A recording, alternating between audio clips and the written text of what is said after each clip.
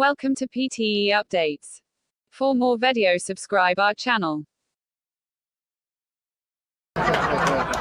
TV sitcoms use canned laughter because the sad truth is that happy sounds are infectious. Now comes research that at least partly explains why. It was published this week in the Journal of Neuroscience.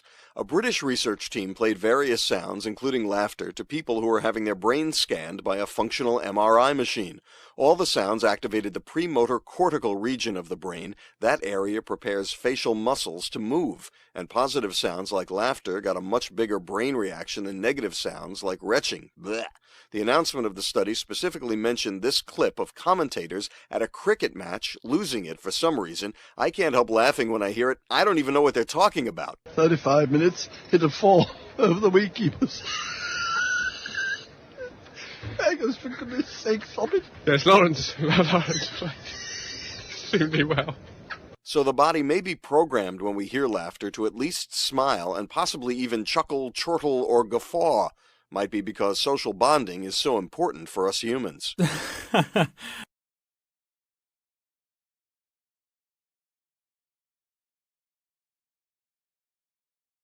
Why do bumblebees pick some flowers over others?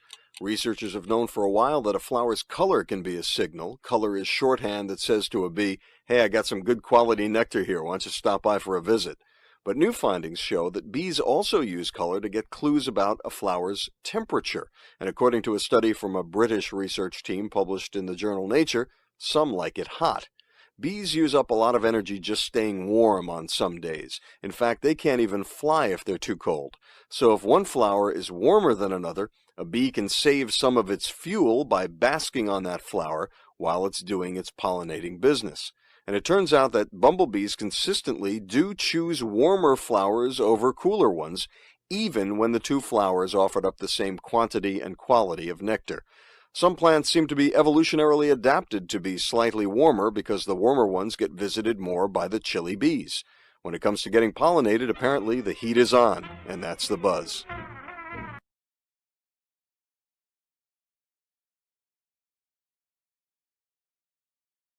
Apes, for example, gorillas and chimpanzees, probably have the potential for being much smarter than their current environment requires them to be. Mm-hmm. That's a really interesting notion. So you think that, and you do see this, according to the article, when a great ape is adopted in a human family and Right. is required to do more human things, clearly the potential for that intelligence was there. Yeah. So the idea is, of course, that inputs, put it like this, you're not born intelligent. You're made intelligent because of inputs. There has to be something there, some infrastructure. But if you don't fill it, if you don't develop it, and as you know, the brain is extremely plastic, and that's also true for primate brains. So you need to have these inputs. Social inputs enhance the signal-to-noise ratio. But of course, it really depends on what those social inputs are. Great ape inputs are not human inputs.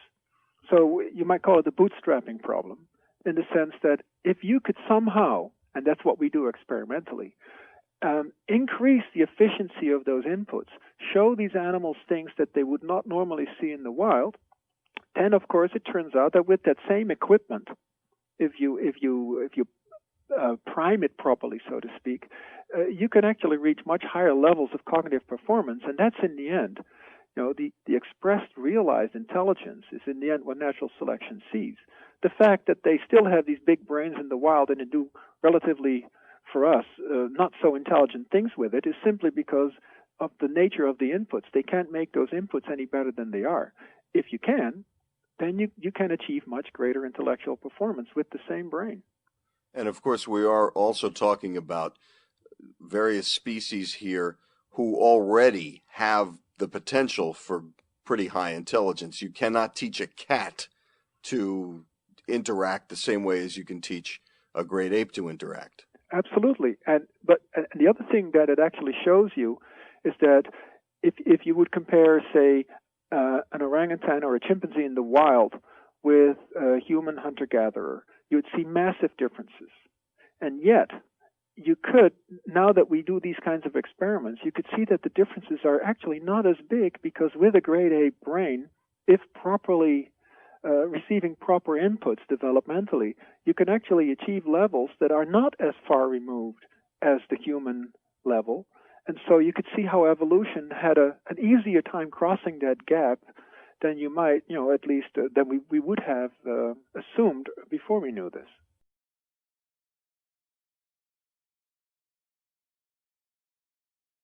Researchers from Children's Hospital in Boston were curious about the links between the flu and air travel. After all, one infected person can spread an outbreak from Miami to Seattle in hours. So the researchers looked at two different government statistics. They examined flu records between 1996 and 2005, and they also collected government estimates of the number of people traveling by airplane in those years. Well, in every year, the number of flu cases peaked between February 15th and 19th, except for 2001, when the peak date was March 2nd, almost 2 weeks later. Of course, in 2001, there was no air travel in the days after September 11th, and traffic was down even after flights resumed. So it looks like staying home helped keep the flu from spreading. The findings, published in the journal Public Library of Science Medicine, could inform decision-making in the event of a big flu epidemic. And what great revenge against the perpetrators of the September 11th attacks. We used data we wouldn't have had otherwise to control disease and save lives.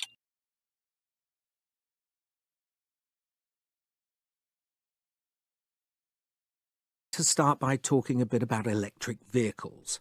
Although we tend to think of electric cars as being something completely modern, they were in fact some of the earliest types of motorized vehicle. At the beginning of the 20th century, electric cars were actually more popular than cars with an internal combustion engine, as they were more comfortable to ride in. However, as cars fueled by petrol increased in importance, electric cars declined. The situation became such that electric vehicles were only used for certain specific purposes, as forklift trucks, ambulances, and urban delivery vehicles, for example. Although electricity declined in use in road vehicles, it steadily grew in importance as a means of powering trains. Switzerland, for example, was quick to develop an electrified train system, encouraged in this, no doubt, by the fact that it had no coal or oil resources of its own. Nowadays, there is renewed interest in electricity as a means of powering road vehicles. Why is this the case? Well, undoubtedly, economic reasons are of considerable importance. The cost of oil has risen so sharply that there is a strong financial imperative to look for an alternative.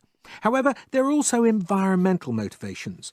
Emissions from cars are blamed in large part for, among other things, the destruction of the ozone layer and the resultant rise in temperatures in the polar regions. A desire not to let things get any worse is also encouraging research into designing effective electric transport.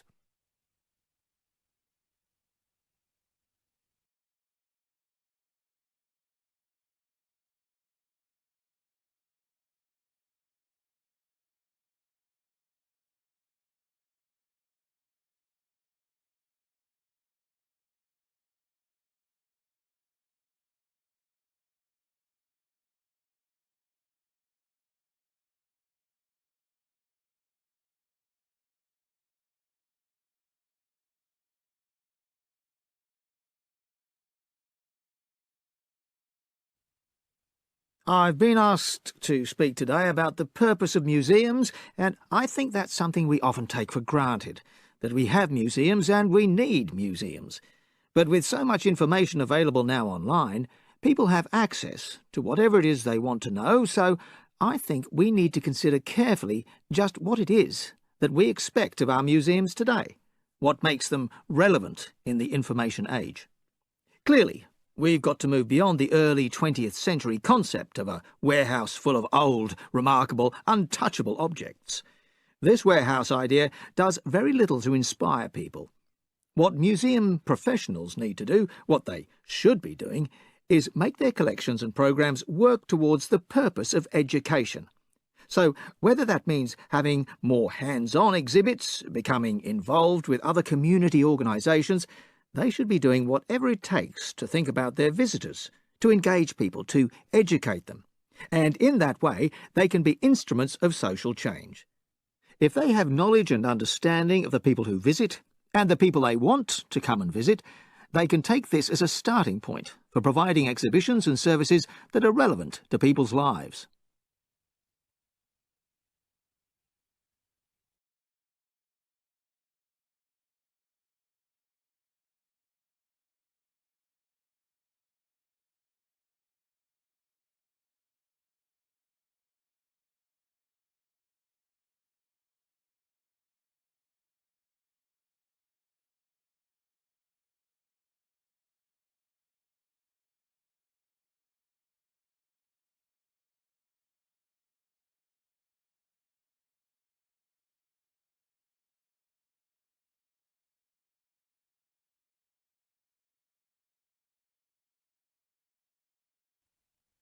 I suppose more and more people are starting to see graffiti as a form of art. Now, there are still many who would beg to differ, and they'd point to the destructive scribblings that we see on our bus shelters and our public buildings. These often take the form of tags, which are fancy scribble-like versions of someone's name or nickname. Tags generally have no aesthetic appeal, and they are the scourge of the high street shopkeeper in many a town. I can certainly see where the shopkeepers and property owners are coming from. But the fact is, graffiti has been around for a very long time indeed. People left their mark on cave walls back in prehistoric times, and it's been found too on ancient monuments in Egypt and Rome. But New York-style graffiti, which is really the forerunner of a lot of the graffiti that's getting done now, New York graffiti took off in the late 1960s. That's when the advent of the spray can allowed the humble tag to evolve into more complex styles. In the mid to late 70s, subway trains became the new forum for graffiti artists to display their skills. For many young people, it became a medium to express their disillusionment with a system from which they felt excluded. Now, of course, the art establishment embraces graffiti artists, and some of these artists have actually taken on cult status.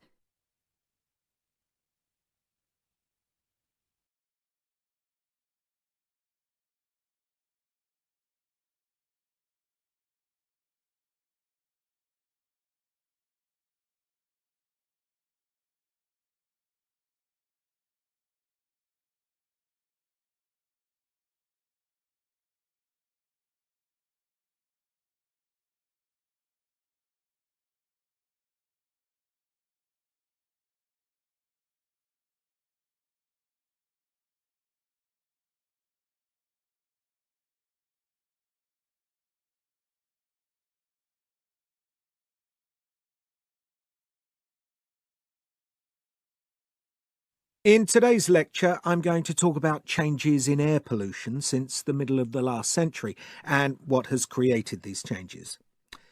So, by the 1950s, air pollution was very visible, with frequent thick black fogs known as smogs in many large cities around the world. The main source of this pollution was from factories, and it caused severe health problems. For example, a particularly severe smog in London in 1952 caused over 4,000 deaths. Obviously, something had to be done, and in 1956 a Clean Air Act was introduced in Britain. This addressed the pollution from factories, and the smog soon disappeared. However, as you know, these days air pollution is still a big issue. The main difference between now and the 1950s is that you can't see it, it's invisible. Also, the main source of pollution now is from cars and lorries, and although these don't produce visible signs, this air pollution is still a significant risk to health. And one of the key factors in the rise of this type of pollution is that we have all become much more vehicle dependent. There are far more cars and lorries, trains and planes than in the 1950s, and this is now the main source of air pollution around the world. OK, to help you with your research, I just wanted to give you some tips today on using focus groups. These are groups of people that you get together to find out about their opinions and attitudes. For example, to review a piece of work, or just basically provide some collective input to help you with whatever you're researching. First of all, how large should a focus group be? Well, I would say that an ideal number of participants is around 6 or 7. If it's any bigger, what quite often happens is they break into side conversations and the focus is lost. If it's any smaller, you may not get the range of views that you need to get a really good discussion. Secondly, it's important that you have a moderator for the group who's able to facilitate and guide the discussions. The moderator must ensure that everyone participates and stop anyone dominating. And also, the moderator needs to make sure that the discussions don't go off in the wrong direction. And thirdly, in order to help the group focus on what's required, some basic materials should be used, particularly to kick-start the discussions. This may be in the form of pictures, photos, diagrams, graphs, etc., and will help the group to understand the context of what needs to be discussed. Hello, everyone. Today's lecture is about setting up a website.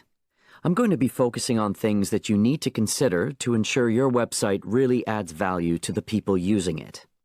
So, there are 3 main areas you need to think about. The first and most important thing is who is your target audience. When you're creating a new website, you really need to think about who the users are and what information they'll be looking for. What we do when we set up websites is to group users based on their needs. So, for a website in the academic community, for example, we may have groups such as researchers and administrators, and this helps us design the site and add information that is relevant to each group. The second point is accessibility. The main thing here is to ensure your website can be found. And you can do this by making sure it can be reached from areas on the web where your target audience are also active. So this may mean providing links on other websites, or maybe using social media. And thirdly, retention. Making sure your target audience return to your website regularly. You do this by ensuring it gives them a reason to come back, so it's important to keep the site up to date and make sure it provides the latest news and interesting information and so on.